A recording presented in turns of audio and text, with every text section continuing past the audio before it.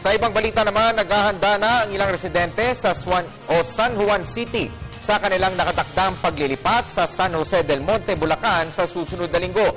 Samantala, naglagay naman ng barikada ang ilang ililipat na residente sa West Camias sa lungsod Quezon para maharang ang mga nakatakdang paglilipat. Narito ang ulat ni Joseph Parafina. Dahil sa susunod na linggo na ang pagpapalit sa mga nasa tabing estero at ilog sa Metro Manila, iba't ibang larawan ng mga ito ang aming nasaksihan. Sa barangay Salipan sa San Juan City, naghahanda ng mga residente na lilipat sa Lunes sa San Jose, Bulacan. Para maging ligtas ang mga ito, nagtulong ang barangay at Department of Health para suriin ang kalusugan ng mga ito bago ilipat sa ibang lugar.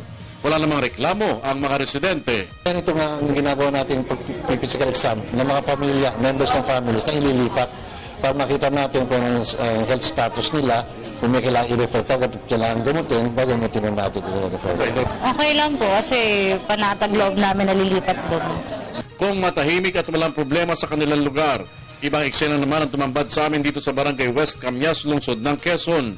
Bukod sa handang harangin ng demolition team na maggigiba sa kanilang kabahayan, di rin sila basta-basta aalis dahil malabo pa mano ang usapan ng paglilipatan sa kanila kung mayroon man sa ibang lugar. Sa kanilang paniniwala, biktima lamang sila ng politika sa barangay kung kaya't sila pinalalayas na sa tabi ng ilog na kanilang kinalalagyan ngayon. Hanggat pa hindi po namin nakukuha ang hinihiling po namin sa kanila na pag-uusap, hindi po kami mag-aalis ng barikada. Para sa Telebisyon ng Bayan, Joseph Parafina.